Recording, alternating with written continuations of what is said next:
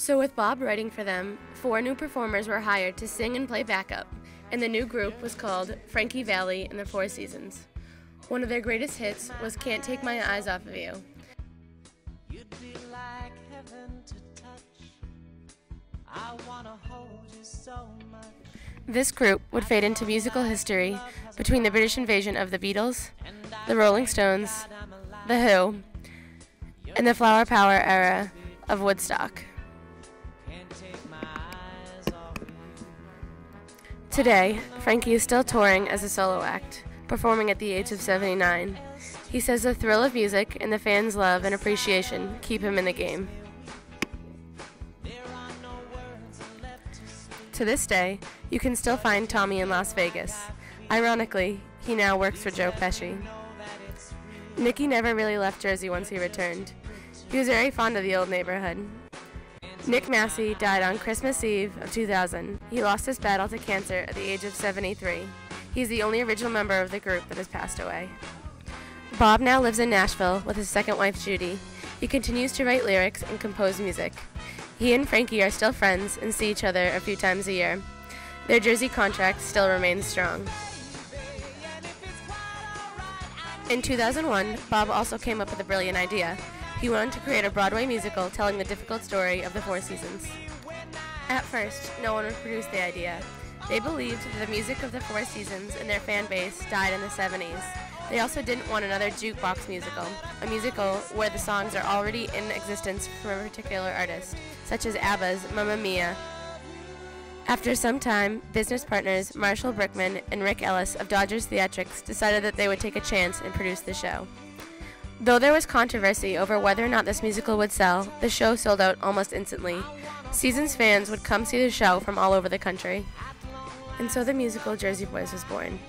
Directed by Des McAniff and choreographed by Sergio Trujillo, the original Broadway cast included Daniel Richard as Bob Gaudio, Christian Hoff as Tommy DeVito, J. Robert Spencer as Nick Massey, and John Lloyd Young as Frankie Valli. The story of 4 boys from the old neighborhood of Jersey came together on stage before an eager audience.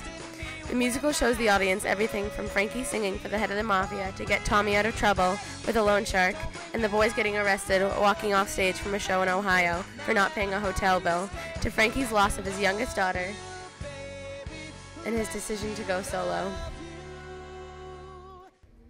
Comes all you submarine watchers, put down that girl and lend an ear to the Four Seasons. Sherry, Sherry baby, Sherry, Sherry baby, Sherry, Sherry baby, baby, Sherry baby, Sherry, can you come out tonight?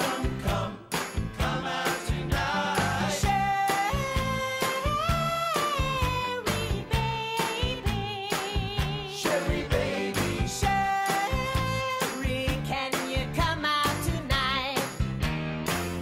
Well, you can read the billboards and know the Jersey Boys is about the story of Frankie Valli and the Four Seasons. It is the story of these 4 guys, the true story, how the songs are written, where they came from, how the band was formed, and the endless struggles and pitfalls and glory days that they had along the way, which you just don't know until you see the show. And beyond that, the music that you think you know, you only know a part of it. I mean, I really believe that only the baby boomers who come into the show knowing every song by heart, you know, really know every, because I'm 28 now. I saw the show for the first time. I was 24, 25, whatever it was. And I just was shocked at the number of songs that I knew. Of course I knew them all, I just didn't know they were all done by the same group, by the same guy. It's far more than a jukebox musical. It is a real show. It's a real play with a beautifully written story and a lot of heart, and it's just about family in all its different forms. Fine, buy me out. It's over anyway. How many more hits you think you're gonna write? Wait a minute. Anything else we don't know about? All right, we're gonna take that too. Frankie, what are you doing? Let me handle it. The loan, the taxes, we take it all. All of the momentum of the show, all of the movement is seamless. and that is coordinated both with the production staff and with you know, the actors moving props and things in and out on stage.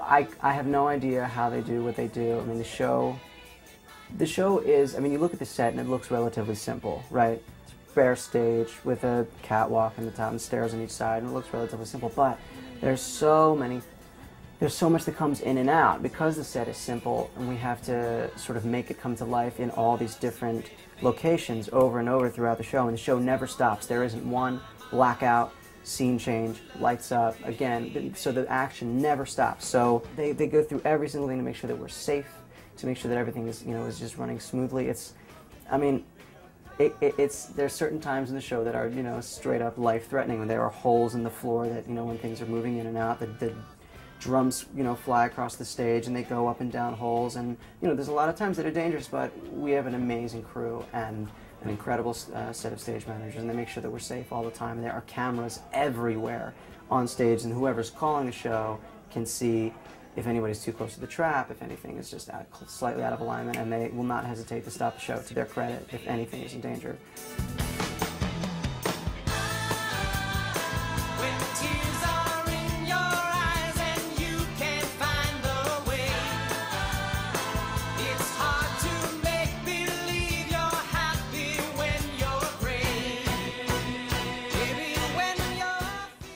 Though the Four Seasons first emerged over 50 years ago, their music can still be heard coming from the music players of their thousands of fans, both young and old. The Four Seasons were the underdogs. Everyone has heard of the Beatles, but who owned the charts before the British invasion? Ask many people that question, and they wouldn't be able to tell you. They took risks and suffered through great hardships to reach the top. Bob and Frankie once went door to door, knocking and handing demos to record producers for a few weeks. Then, once they finally caught a break, Bob had to spend his rent money on studio time. He had to take a risk and hope the song that they were recording would pay off. Sherry was created and paid off by sending them straight to the top. And when Frankie and Bob negotiated with the Mafia to pay Tommy out of the group for his debt, Frankie had to play any venue that would take him and try to scrape up the $1.5 million Tommy owed so he wouldn't be killed by the Mafia. What makes the Four Seasons so special was that even though they were never really accepted or respected in the music business, their fans continue to sing their songs, buy their records, and watch their story come to life before their very eyes. The Hall of Fame, selling all those records, pulling Sherry out of the hat. It was all great. But the first time the four of us made that sound, our sound, when everything dropped away and all there was the music, that was the best. That's why I'm still out there singing. Like that bunny on TV with the battery, I just keep going and going and going. Chasing the music, trying to get home.